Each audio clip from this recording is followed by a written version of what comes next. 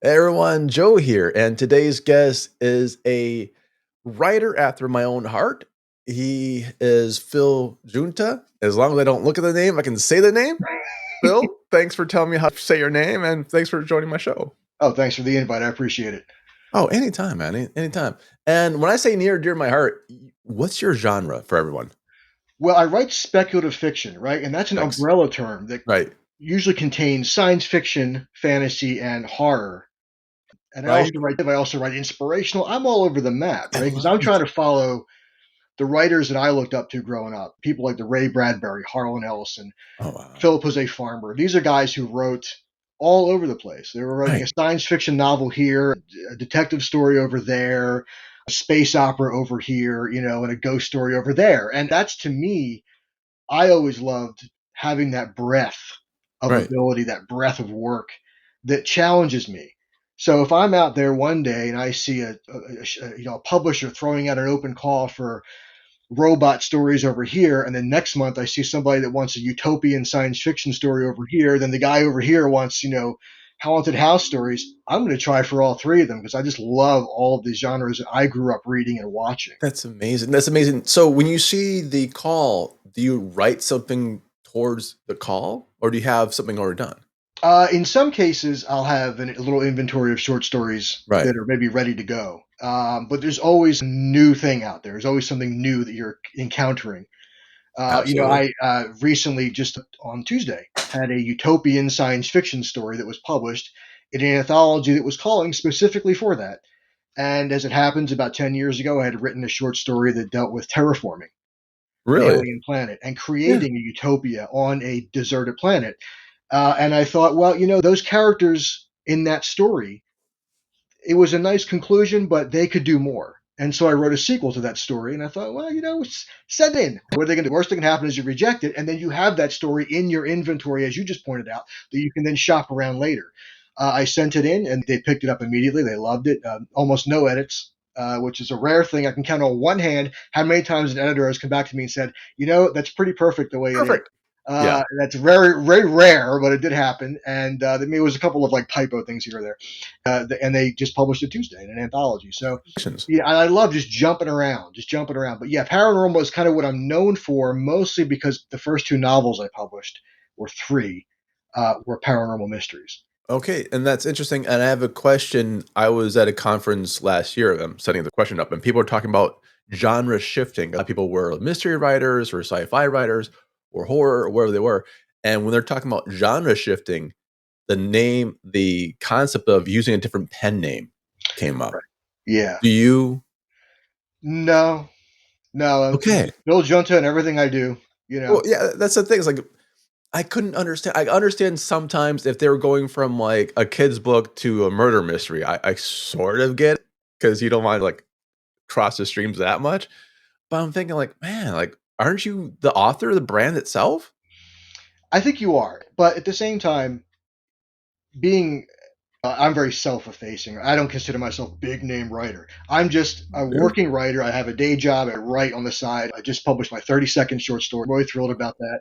But to Wow. me, I think if you're a bigger name writer and you have that large following for this genre that you've been writing in, and then you Yeah. decide, to your point, I'm going to go from murder mystery to children's book, yeah, maybe then this large following that you have might be a bit Right. discontented with the fact that you just switched over to write this nice children's book, or vice versa. Actually, probably more vice versa. Here you are, this innocent writer who writes these innocent children's books, Yeah. and you have a massive following of parents who buy these books and kids who love these books, and then you go over and you say, I'm going to write this slasher horror novel, Yeah. and maybe I should use a pen name because I might disappoint all these Just parents in who think case. I'm this kindly, nice, and a children's writer, and here I am writing a slasher blood and gore slasher horror novel. So in that case, yeah, you might think about maybe Yeah. putting a pen Your name. mileage may vary. Or like Stephen King using a pen name in the same genre. Yeah, well, yeah. I'm too prolific. I must use a pen name for my own stuff now. No, this is great. So you do paranormal. Okay, paranormal mystery. Walk me through that genre. If I'm brand new to it, Right. what's It's the one? basically it's a mystery story. Okay. It has paranormal elements, right? So, for example, Okay. let's just talk about, Testing the Prisoner, for example. My very first novel Yep. was published by a small press some years ago. They went out of business. I republished a second edition in 2023, and went through, re-edited, gave it a whole new cover Right. art, beautiful new book. But really, what it is think of it this way. So, Testing the Prisoner, small town mayor, survival of child abuse, finds himself one day on the eve of his estranged mother's death, haunted by a demonic creature and an angelic creature, both of whom adopt his likeness. And they are at war with one another over him. So, in order for him to solve this haunting, he has to go back and relive his abusive childhood in order to make a decision on something very important, the fate of someone's soul. So here you have a mystery. Why am I being haunted by these entities? That's your mystery. What's the paranormal element? Well, one's an angelic creature, one's a demonic creature. There's some haunting going on here, and I have to solve it. I like that. I like that, and it reminds me of an Isaac Thorne because the books that can happen, the paranormal mystery, yes, but the paranormal is there. You still have the mystery concept of it. It still works as a mystery. It still works as grounded in reality. Right. And the paranormal is there. Maybe Yes, the guy's hallucinating. We don't know, but exactly. And so, as it there. happens, he has an old flame who reemerges into his life from the past, who also has psychic medium abilities. I know. And like Luke had his Obi-Wan to guide him through something he didn't quite understand, our protagonist Daniel in this story has his old flame, who has an ability to see things he can't and discern things that he can't in the paranormal, and to guide him through his misunderstandings or where he thinks things are going, and maybe they're not going that way. And she sort of keeps him on the path of trying to understand what's happening to him. That's cool. It's very Bronze Age too. Like, I was just thinking of something like that's what would happen. That would have the people who could talk to the gods, talk to the spirits, and then the interpretations of, Right, sometimes has to come along with that because otherwise your protagonist might not know what's happening to me. You need the Obi-Wan Kenobi. right, right. I And I love that's, it. very much the hero's journey, elements of the Yeah. hero's journey of your protagonist and the mentor, who helps them through up to a point. The mentor only helps up to a point. Yes. Because I strongly believe in my life experiences that you can have all the support, emotional support, and support that you need from friends and family, but in the end, you fight your battles alone. Yes. It's you against whatever it is you're fighting against. Your demons, literally Your demon. sometimes. In this case, it actually is Right. the character's demons. It Exactly. truly is. Yep. And so he, in the end, has to make the decision alone at the end of the book of what to do. Always. And so, again, as I mentioned when we corresponded over email before this, was high concept writing. And so, in this point, you have elements of dysfunctional family. Everybody knows what a dysfunctional family is like.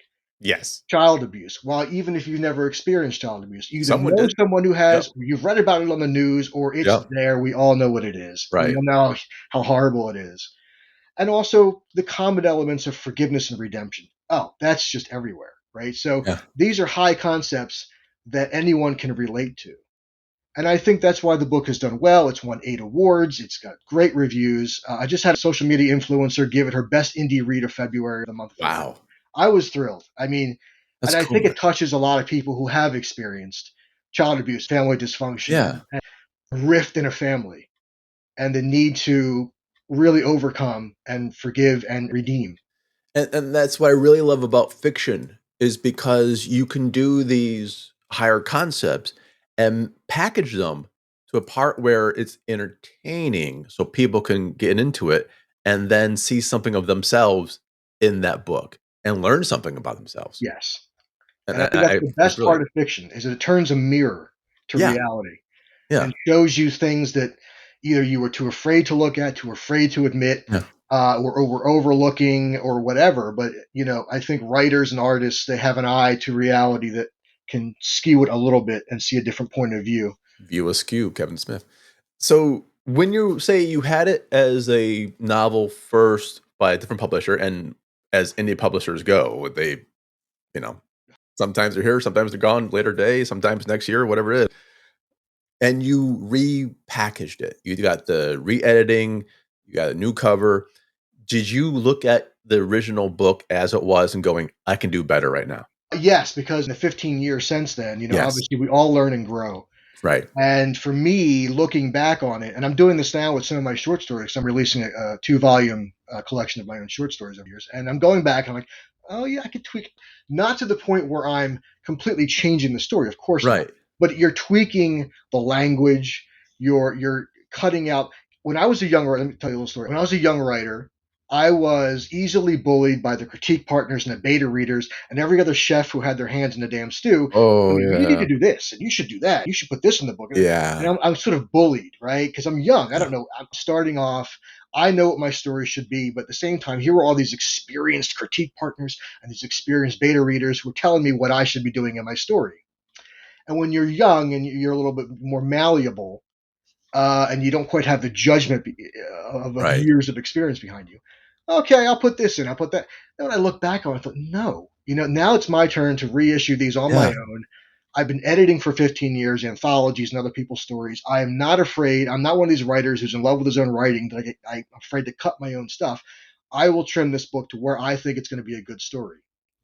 And so I did it with both of them, Testing the Prisoner and By Your Side. And I cut several thousand words out of Testing the Prisoner, and the same with By Your Side, and trimmed it to make a lean, mean story that really just appeals to, has been great because I said it's won these That's awards, like that getting apparently great works. reviews.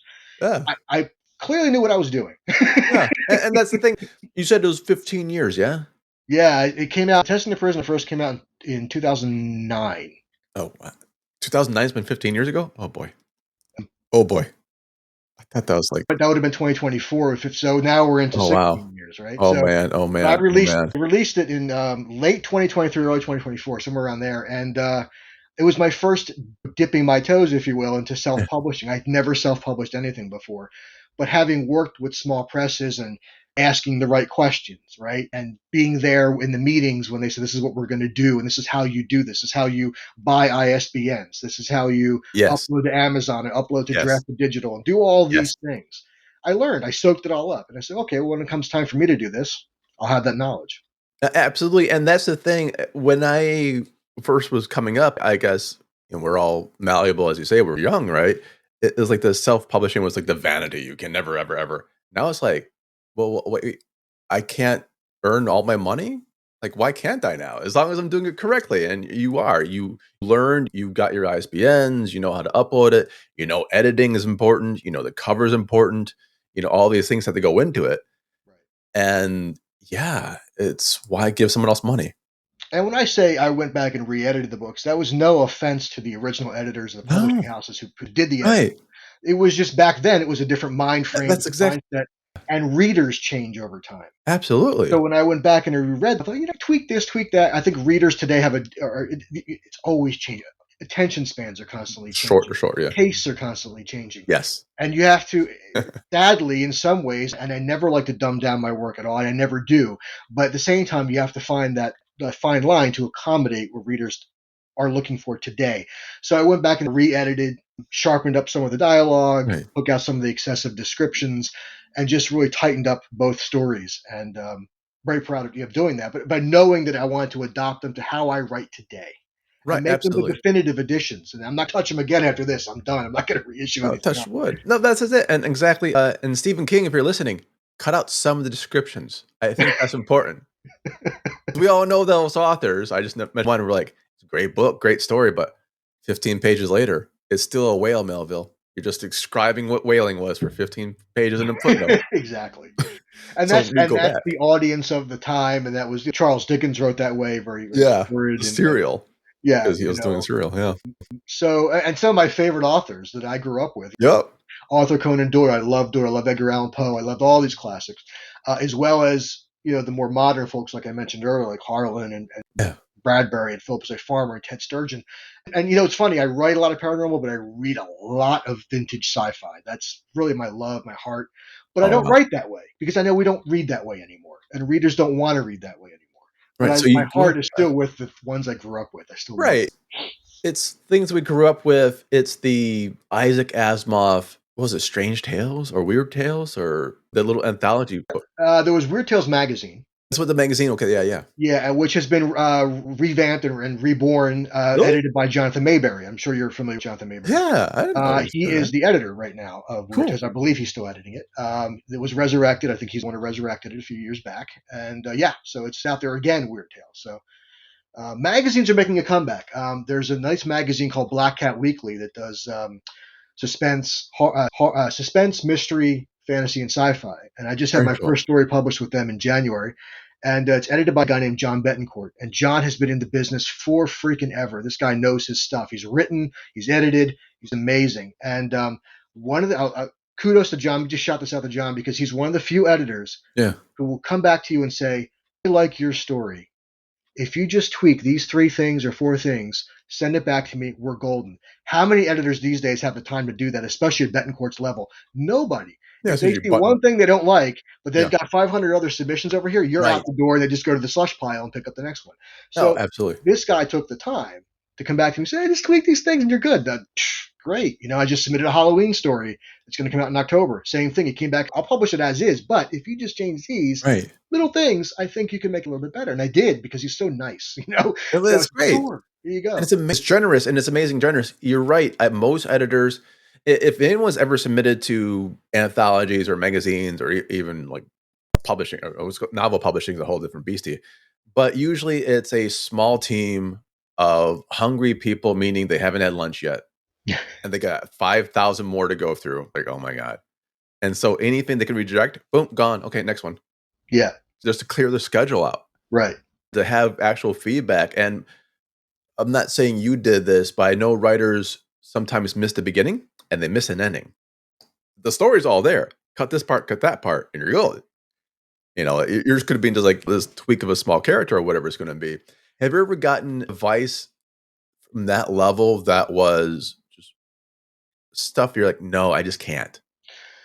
There was one time. I mean, and sometimes here's the thing: when I write, Right. my first draft is for me, my eyes only, and I'll go back and create a second draft. I'll self-edit a second draft. At Yeah. that point, it goes to critique partners and beta readers and people I know in the editing business who will do it for me because I believe in submitting my best work.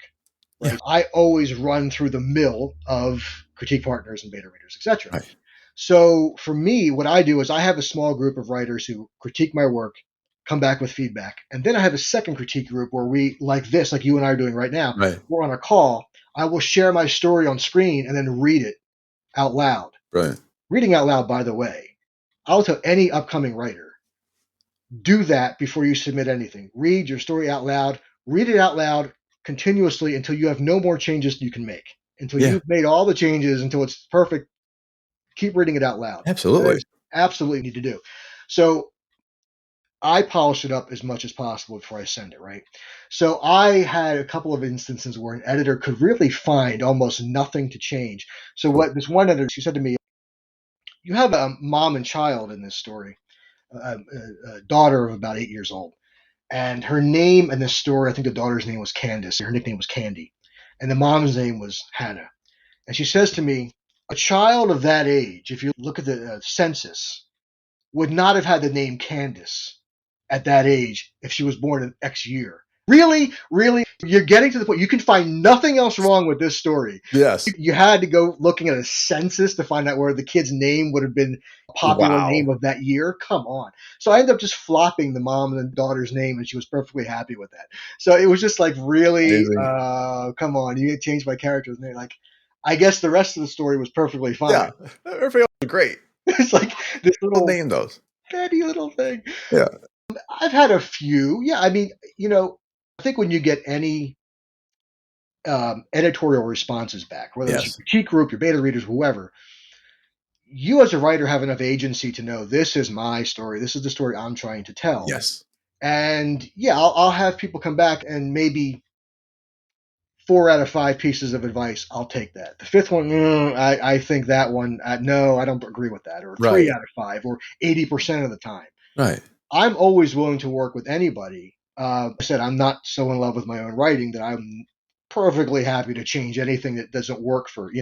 And especially if you have, let's say, 5 critique partners, and 4 of them come back and say, I have a problem with that. Well, then I guess that is a problem. If 2 of them come back and say, I have a problem with that, but the other 5 or 6 are like, no, that was fine. Then I guess Yeah. then you have to It make a might decision. be their problem with it. Is it Yeah. really a problem in your story, or is Yeah. it the way they read it, or they Yeah. didn't read it with enough eye or enough perception? Uh, Bad day. yeah, Anything, really, it's all judgment. You as Yeah, the writer, it's your story in the end. You really absolutely. have to judge, what it is you want to say with this story. What point are you trying to make? What Yeah. moral tale are you trying to tell? In the end, it's up to you. But I work Your very name. easily with everybody. I mean, I'm just happy to be in this business. Well, I think you hit it on the head, having your beta readers be there and reading out loud, by the way, if I agree. If you've not read your stuff out loud, you will miss a lot of stuff because you're reading and silently in your head, your mind fills in a lot of gaps. Mhm. You'll Absolutely. fill in a little bit when you read it out loud, but a lot fewer. And you actually hear the words and the rhythm like, "Oh, that's clunky." That's You another know? point too. Your tongue will trip over typos that your eyes and mind will gloss over. Yes. But you just brought up a great point, is the rhythm and cadence of your story. If it reads clunky, and I used to read when I started my YouTube channel over the pandemic many years ago, the sole purpose I started it was for conventions were being canceled and book fairs were being canceled, obviously because of the pandemic. So where were writers going to read their work out loud? Well, they were turning to YouTube. They were turning to various video formats. So I would just, well, okay, I guess I'll sit down and read some of my short stories on my YouTube channel just to entertain people for a while, Right. looking for something to listen to. And so I became very much accustomed at conventions, at book fairs, of getting up in front of a microphone and reading out loud. Good. So, that's to your point. You want to make sure that you have that good rhythm and cadence to your stories. Mix your long sentences with short sentences. I've Yes. read too many books where there was these run-on sentences that would go on for paragraphs and paragraphs and paragraphs. I'm like, oh Yeah. God, did nobody read this out loud to see how droning that is? To see just how Right. boring that is. So yeah, it's wonderful, and I just love reading my work out loud anyway. When you know you've got a good story, it's always fun to share it with the world. Yes. You always wanna share. That's what we do. That's why we do stuff. And then you 2 books that you redid. So the first one was Testing the Prisoner. The second one is By Your Side. What's By Your Side about? So I mentioned earlier that the protagonist in Testing the Prisoner had some assistance from a sort of mentor character, an old Right. flame who had abilities to see beyond the veil. When that book ended, I realized that his story was done, but she could go on forever with stories. So Brilliant. By Your Side was a story about her name is Miranda, and this is a story about self forgiveness. So, for all of her great abilities of being a psychic medium, she failed to predict the impending suicide of her own brother. Right after that happens, with this guilt that she's feeling, this mourning and grief, she's actually called out to a small town in Pennsylvania to investigate, guess what? A series of suicides that seem to have a supernatural cause. Wow. There's a vindictive ghost in this town who has been raised who basically lived in a home that was demolished. Right. She died in that home. It was actually a murder suicide. She was murdered and her husband committed suicide. And so a very unsavory character comes into town, hiding out from the police under a completely assumed name, builds a new home on this ground, and awakens this vindictive spirit. Oh, wow. Actually awakens 4 spirits, and so it becomes a mystery to figure out which one is actually the one that's pushing people to commit suicide and why. I like So that. Miranda is called in to investigate this with the weight of her own brother's suicide on her shoulders that she couldn't even predict with her great psychic medium abilities. Right. Where were my abilities when my own brother? So she has this guilt, and now she, of course, what happens when you have guilt over something and you feel you sometimes overcompensate something else to try to make up for that. And in this case, she catches herself doing that, and another life is lost. So now she really has to buckle down and go up against this vindictive spirit and That try and stop it. that's it's an amazing log line. Have you ever thought about taking your stuff to a miniseries/film? I have, I have an agent, so I'm a small press author, indie author, Right. and really that business is very much a closed system. You really do need to have an agent to represent you and get in there. And I haven't really pursued that. I've had people tell me the same thing because they've enjoyed both I books. was And like, they, it's "Man." like a movie. I know, right? It's like a TV show. And most of my short stories the same way. But no, I haven't really gone down that road yet, because it is tough to find an agent, and I haven't really tackled that yet. But who knows? That may be something I explore one day. Absolutely. And what also is making a slight comeback along with magazine is the radio drama. Yeah, Oddly, oddly, yeah, it's just voice yeah. acting. I mean, not just voice acting, but it cuts down the budget a lot. It does. And the gentleman who owned the small press that first published me, his name is Yeah. Stephen Wilson. He won a few awards, like the Mark Time Award and some other awards for his radio dramas. He actually started off writing science fiction, original science fiction radio dramas. Oh my god, Then he novelized them, and that's how he became published, that's self-published. brilliant. And also, he was also the founder of a science fiction convention called Farpoint down in Maryland. This guy does not sleep. I think he does everything. He was amazing. When I first met him, I was like, my God, do you ever sleep? But Steve was a wonderful mentor to me early on. And he would read my fan. I started off where I started off writing Yeah, yeah. was fan fiction. Really? I started writing Star Trek fan fiction, Wow. Star Wars fan fiction, Indiana Jones. I even had an Indiana Jones amateur comic book made up with another guy who did some artwork. We just did these things, what I call my training wheels, my training ground. Can I even write? Well, okay, let's try writing in the stuff that I've enjoyed growing up, reading and watching. The Further Adventures of Captain Kirk and crew, or Luke Skywalker and crew, or Indiana Jones. And just play with these sandboxes already out there for you. Right. I wasn't trying to sell them, I wasn't trying to make money. It was just fan fiction to fun. Getting the going. And to see if I even had the ability to write at all. And so Steve also did the same thing. He started his own fanzines for Star Trek fan fiction, all in this fandom community together.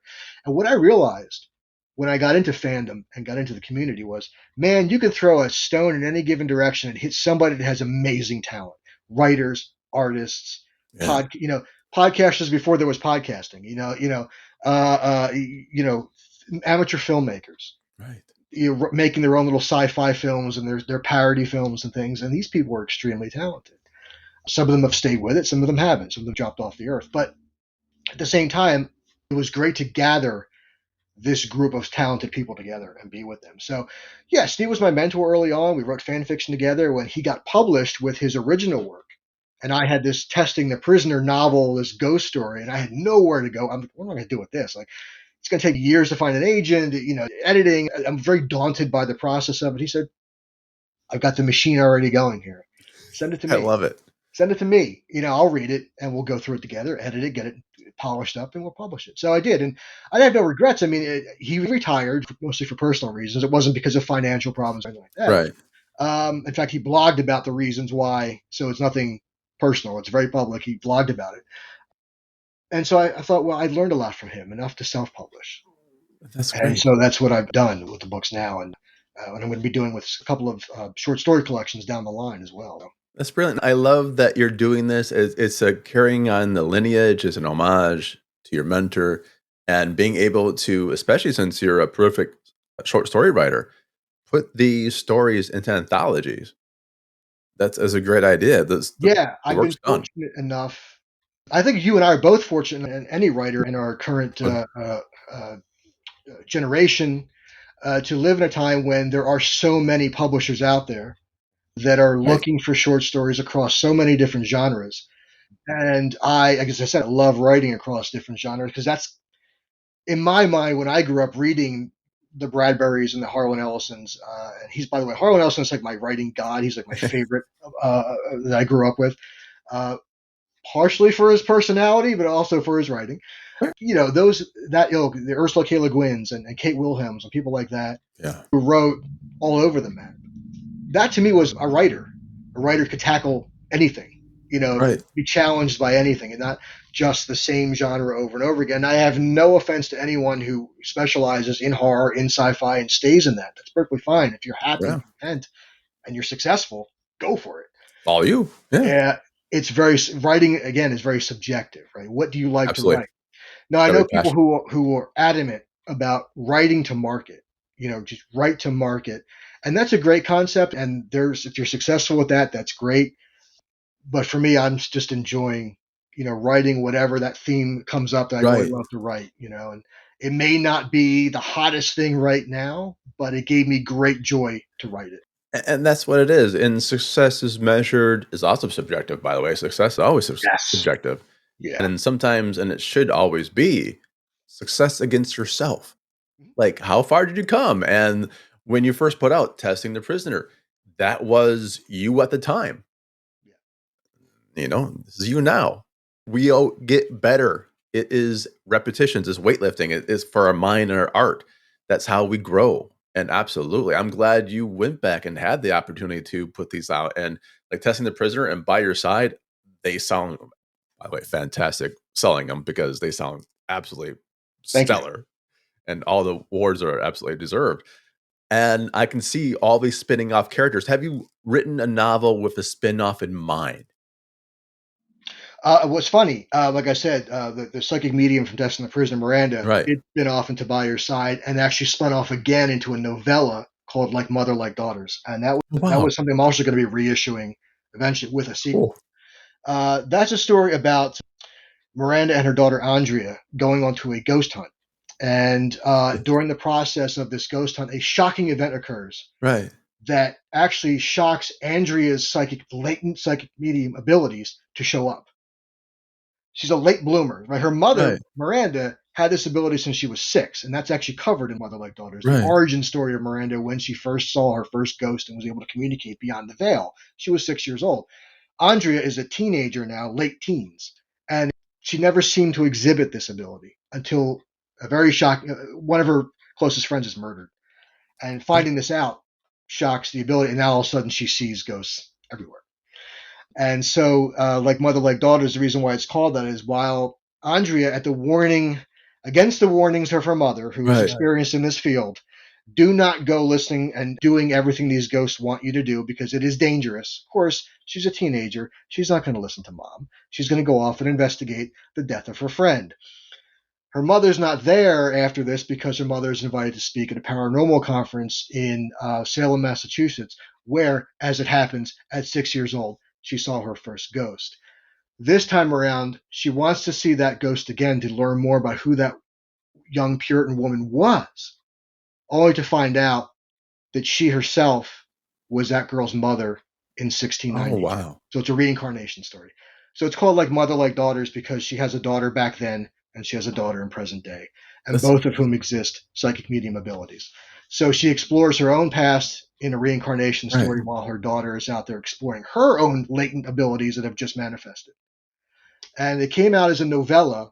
It was actually a request when I was working with Steve at Really? the time. He said to me, "I'm looking for some 99-cent Kindle ebooks that I Yep. could put out, short subjects. What do you got for me?" I said, "Well, I could put this story together. I've been kind of outlining it and playing with it for a while." And he said, "Okay, let's do that." So I put it together, and by this time he was already selling a few of his own, but they weren't selling as well as he would have liked. So he sort of abandoned the idea. Right when I finished the book, you got Oh, we're done now. Yeah. we're not doing that now. Okay, so since we're both vintage science fiction fans, I don't know if you remember, but back, and I think they're probably even still in business, before they don't publish this format anymore. But Ace Books used to publish a series of books called Ace Doubles, where you would read a book and then you'd flip it over, Flip it over. and there was another novella on the other Yeah. side. Oh, I wow. have a collection of them. Steve Really? collected them because we're both fans of that genre. And he said, let's do that. He had a vampire novella that was looking for a home. I had this other novella that was looking for a home. So he said, let's do a double novel in the vein of the old Ace books. And I said, let's do it. So that's how we put it out. We put it out in 2018. So it's literally a double novel. His vampire stories on one side, my I love ghost it. stories on the other. And that was pretty much the last real full length book that he did with me. So that book will become my half of that Right. book will be republished with a sequel. Very cool. So I'm going to be doing that hopefully next year. Oh, Uh, see? and then All from for the there right on, that's the reasons. last of the reissues. From there on, whatever I write is just going to be fresh out of my own brand or my own um, That's publishing that's brand. brilliant, though, and it shows lineage. It does show lineage from fanfic and all the way to republishing, repurposing to the brand new stuff. It's a great journey. Now, if you were to give a younger version of you, like we're talking like teenage version of you, advice, what would it be?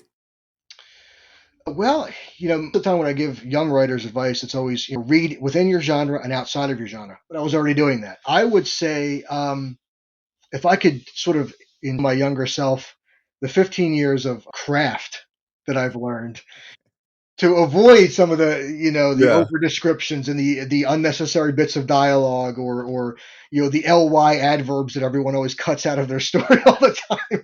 All these little things, that I could just go back and say, if I could say, write like this, and you'll be fine, and you won't have to bother going back and, when you re-edit your stories someday, it'll be a little bit easier for you. You know, just have fun with it. I was very uptight when I was younger as a writer. I remember early drafts of my novels was, someone, are you writing this casual scene looks like a board meeting. Everyone's speaking in such, stern, strict, formal dialogue. Where's your contractions? Where's your people getting cut off in mid sentence and somebody else interrupting them? The natural flow of dialogue, the organic flow of dialogue. Where is it? Organic flow. I was like, okay, Yes. you're right. Yeah, I was very, very. I guess I was a little bit more influenced by those older writers at the time, who wrote in that way. Well, that was the thing, right? People Yeah, talk in contractions, and we write the words fully yeah. out. So I learned to really learn to write better dialogue, to more Yeah. natural, organic dialogue in my early years, and there's a lot of things too that you keep in mind. Things like avoiding the "as you know, Bob" type of stuff, where you recap something that character. And I see this in movies and TVs to this day. Oh my I mean, god. I don't know what the heck I was watching. Exposition. Yeah, I was watching Exposition. it. As you know, Joe, we did this, this, this, and this Yeah. in the lab the other day. I'm like, well, Joe was there. He saw what you did in the lab the other I was day. physically here. I was You with know, you. right? Exactly. So these things that you're explaining something to a character that's in your generation, like on this iPhone we have blah blah blah blah, and the other guy Yeah. goes, Yeah, I yeah, have an iPhone. I know. You know, yeah. Like, I know it's when this. you get into explaining this, and what I always find interesting with writers is that sometimes they feel the need right up front to explain their world to you in paragraphs and pages Yep. rather than letting it unfold naturally as the character experiences it. Yep. And so, Absolutely. that's one thing I was sort of guilty of a little bit in the beginning too, and had to fine tune and learn. And that's why I love going to writers' conferences and taking the classes, and taking the online classes, and There you reading go. craft books and books on craft from various, obviously more experienced writers, is that you learn this stuff. Absolutely. You're Yeah, and always just learning and doing. growing. And then you reach a point where all the things that you shouldn't do as a writer is instilled in you during the writing process versus going back and editing it out. As you're writing, you realize, oh, Right. okay, here's a better way to do this as I'm writing. You start catching it.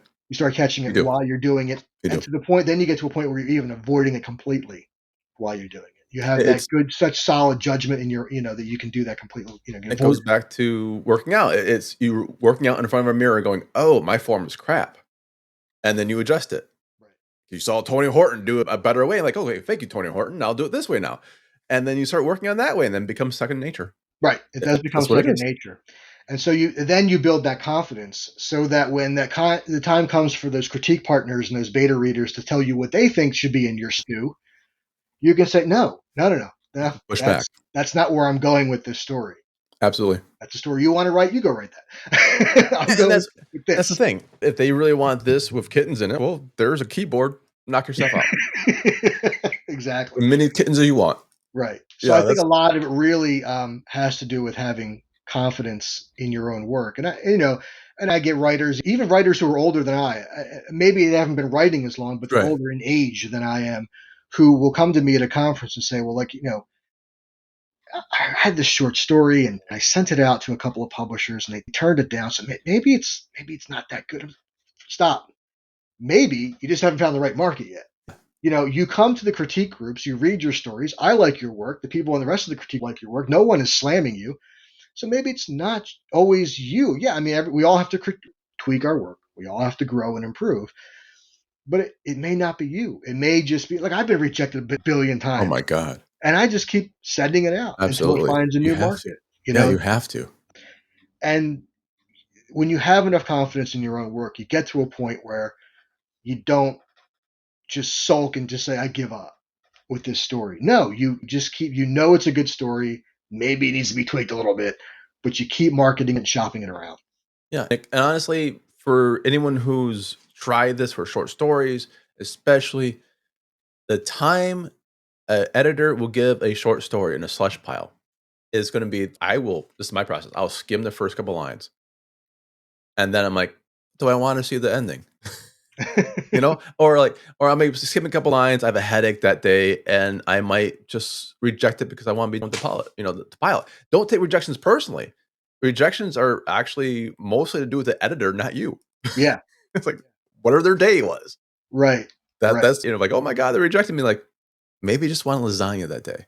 Maybe you just lost a bunch of money on like the Timberwolves yesterday. It's like he was in a bad mood that day. Exactly. And You that's don't why I know. always say, that's where your critique partners and your beta readers can come in Yeah, handy to help you tweak your work, absolutely. but to a point where you have to hold that line and say, okay, these 4 Yep. changes that you're saying I should make, I agree with that one, but these other 3 over here, I'm going to Yeah. hold the line there. And that's experience. That's experience talking, man. Exactly. Cool. Now, where can people find you online, and where are your books at? My book's pretty much everywhere. Amazon.com, BarnesandNoble.com. You just go to Phil Giunta, my first and last name, PhilGiunta.com. Click on the books link, and everything's there. All the novels, the anthologies, magazine stuff, it's all there. I also have free fiction. I have some free short stories up there, Oh, including, and again, this is me sort of embarrassing myself a little bit, is I have all my fan fiction up there from the are old you days. really? All the Oh, Star that's Trek stuff is amazing. up there, all the Indiana Jones, the Star Oh, Wars. I It's love all it. up there. It shows you my evolution, really where I came Yeah, from and where I am now. I thought it would just be fun to share it that is up there. amazing. No, that's what exactly is. You're sharing your love for things. Yeah, I it is love fun. it. It's Yeah. great. Well, Phil, it's been a great time. And again, testing the prisoner and by your side, it's all sound like great things. And we're definitely going to your website. I'll put the link into the podcast notes. So they just click on that and they'll take you right to it. Thank you. And thank you for everything. Once again, I love your genre and I love talking shop with you because you speak the same language, And I and I dig appreciate it. that. I appreciate the invitation. Wonderful conversation. Very exciting. It was actually a very exciting conversation. I I, appreciate it. I, I love it. And I'll have to always end with the live Yes. long and prosper. Live Right. long and prosper. Absolutely. Bye, everyone. Thank you all. Take care. Bye.